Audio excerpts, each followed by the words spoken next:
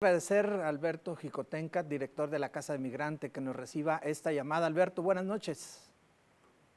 Hola, ¿qué tal, Sergio? ¿Cómo estás? Muy buenas noches a ti y a todo tu auditorio. A la orden. Alberto, sin duda alarmante este tráfico y sobre todo sin precedente, tráfico de migrantes que está viviendo al menos la ciudad de Saltillo y quizá el resto de Coahuila en esta ruta hacia los Estados Unidos. Sí, es correcto, Sergio, lo que reportan tu gente, tu equipo, tu equipo de reporteros y reporteras es verdad. Hay un incremento muy fuerte del número de personas migrantes, no únicamente en Coahuila, sino esta es una situación que está ocurriendo en todo el país. Hay circunstancias de un empobrecimiento acelerado en Centroamérica, incremento de la violencia, pero también, pues bueno, el paso de los huracanes y del COVID ha marcado una pobreza pues muy, muy fuerte en estos países y es por eso que estamos viendo un sinnúmero de personas migrantes intentando cruzar por todo el territorio mexicano con la intención de llegar hacia Estados Unidos. Alberto, dime una cosa, no había visto yo este fenómeno desde esta óptica. Hoy día son más los niños que van en tránsito acompañando a sus padres. Incluso hemos documentado algunos niños solos que pretenden cruzar el río Bravo, la frontera de México. ¿A qué se debe esto? Sí, esto que nos compartes estoy de acuerdo y es correcto, Sergio. Pues mira, compartirte que desgraciadamente cuando hablamos de temas meramente económicos, quienes siempre salen a migrar son los sustentos de la familia, ya sea el papá, la mamá o una persona adulta que empieza pues o que es responsable del sustento familiar. La situación se transforma y cambia cuando vemos a familias enteras con niños y con niñas. Cuando el incremento de las familias enteras empieza a verse, quiere decir que hay una situación sobre todo de violencia. Son familias que vienen huyendo de no únicamente de la pobreza, sino de la violencia. En Centroamérica, a los grupos delictivos les llaman maras. Estas maras están reclutando a los niños y a las niñas para engrosar las filas delictivas, pero también están pidiendo, como en algún momento sucedió aquí en Saltillo, lo que le llamamos comúnmente el cobro de piso. Es decir, el simple hecho de tener una casita o una tiendita, pues ya amerita que los grupos delictivos les cobren cuotas semanales o mensuales.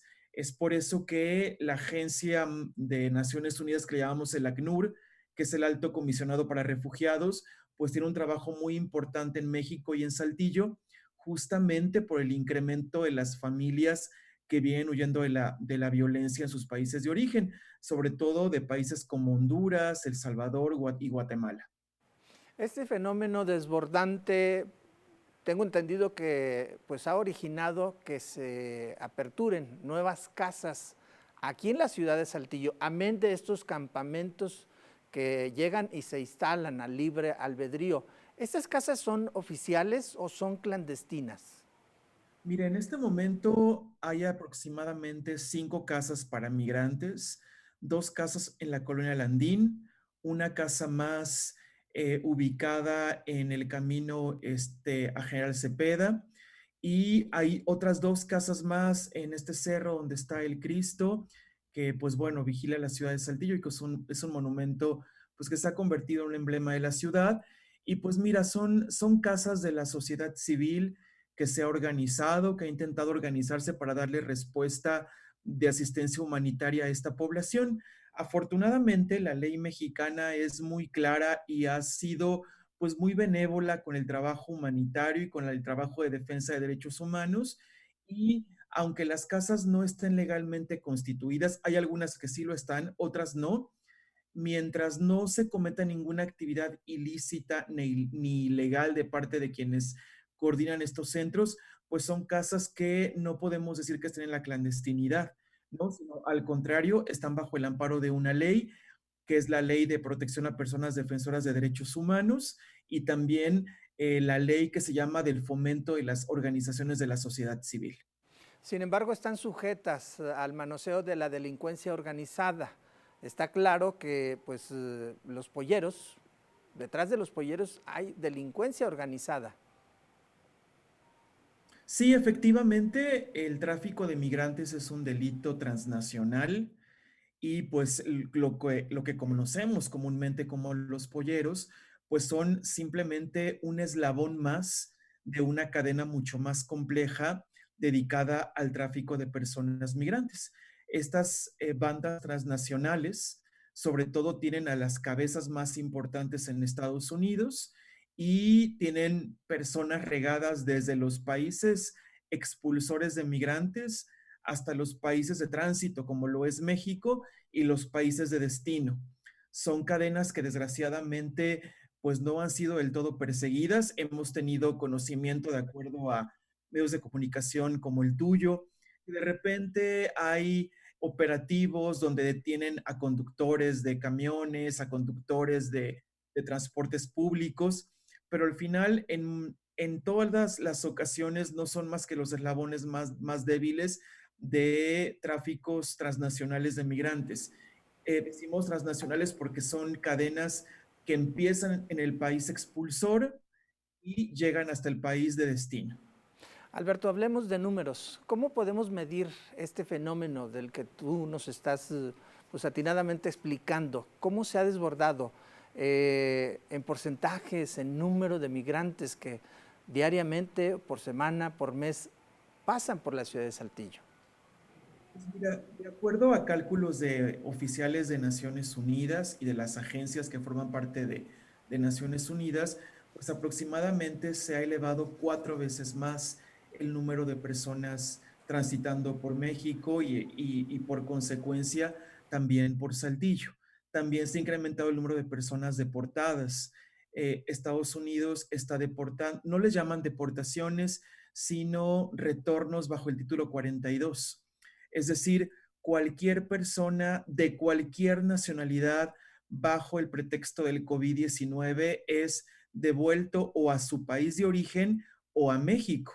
Quiere decir que ya no tenemos el programa de Donald Trump, pero sí tenemos este lineamiento en el cual cualquier persona puede ser inclusive devuelta a México. Muchas personas que vemos en la calle, aquí en Saltillo, que vemos en los cruceros, son personas de otras nacionalidades que bajo el título 42 de Estados Unidos son devueltas a México, no pueden permanecer en la frontera entre México y Estados Unidos y están en diferentes municipios, como en el caso de Saltillo. Entonces, pues la presencia de estas personas, de acuerdo a pronósticos y de acuerdo a análisis de Naciones Unidas, pues ha cuadruplicado el número de personas que el año pasado en esta misma etapa. Y en volumen mensual o semanal, estamos hablando de cuántos. Pues mira, todos los días la Casa del Migrante está recibiendo alrededor de 120 personas y afuera de la Casa del Migrante de Saltillo hay aproximadamente 40 personas más que no lograron ingresar. Y lo que nos comentan las personas que atienden los demás albergues, que son albergues más pequeños que Casa del Migrante de Saltillo, no por eso su trabajo es menos importante, también es importante, es que pues todos los días están recibiendo entre 40 y 50 personas y con esto están llegando a su tope. No pueden admitir a más personas porque es su tope y de la misma forma nos comparten que afuera de estos albergues también hay población migrante que ya no logra ingresar y que están afuera. Entonces, si hacemos un promedio, pues 120 personas albergadas en la Casa de Saltillo, más entre 40 y 50 personas en otros albergues, pues estamos pensando que estamos albergando a más de 200 personas y no nos estamos dando abasto. Hay personas que están quedándose afuera, que están quedándose en las calles y por eso, pues la nota que tú nos compartes, ¿no? Gente que agarra un pedazo de plástico, que agarra un pedazo de cartón, empieza a hacer campamentos improvisados y lo que la gente manifiesta, pues es muy entendible, ¿verdad? Cuando no hay políticas públicas de atención a esta población, quienes pagamos la responsabilidad de asumir responsabilidades que no son de nuestra competencia, pues es la comunidad. Y evidentemente la presencia de estas personas pues afecta a la comunidad porque están en espacios que no están diseñados para eso y afectan inclusive hasta las viviendas de las personas donde, como nos compartes en la nota anterior, pues hasta están clavando clavos para poder improvisar campamentos. Entonces, y hay un llamado muy fuerte a la federación, porque compartirte que por desgracia, hasta antes de la administración del presidente Andrés Manuel López Obrador, los estados fronterizos contaban con un presupuesto asignado para atender a esta población. Ahora este presupuesto completamente se ha eliminado y los gobiernos estatales y municipales no tienen el presupuesto suficiente para poderle hacerle frente a esta situación. Entonces, desde Saltillo, desde la Casa del Migrante, hacemos un llamado al Congreso para que se presupueste una partida para que los gobiernos locales les podamos exigir la atención. Sin esas partidas presupuestarias, ¿cómo les exigimos si no tienen con qué operar la atención de la población migrante? Finalmente, Alberto, y nada más quisiera que me aclararas una cosa a propósito del tema COVID que acabas de mencionar.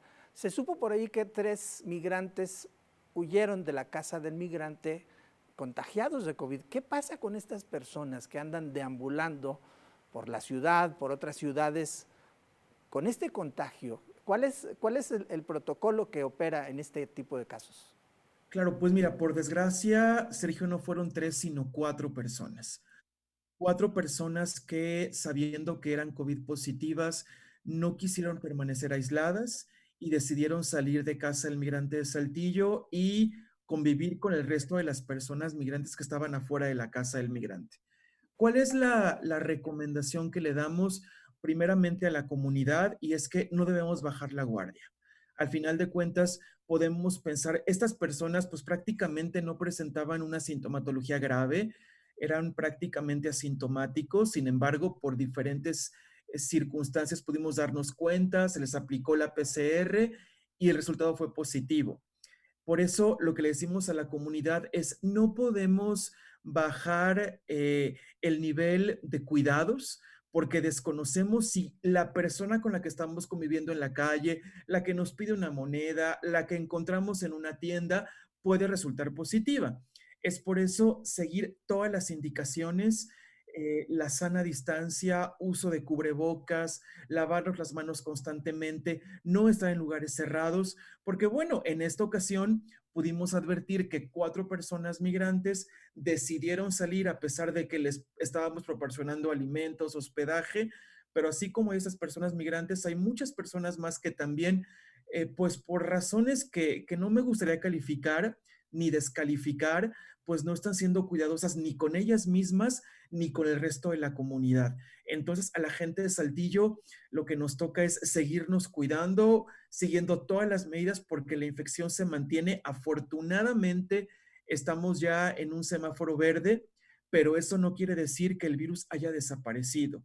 Y así como existen personas migrantes que deciden no acatar los protocolos, también hay personas mexicanas. No es un tema de nacionalidad, es un tema de falta de voluntad de cuidado.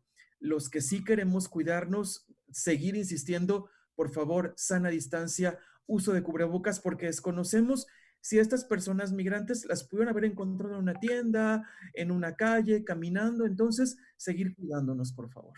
Alberto Jicotencat, muchísimas gracias por recibirnos esta llamada. Al contrario, gracias a ustedes. Buenas noches.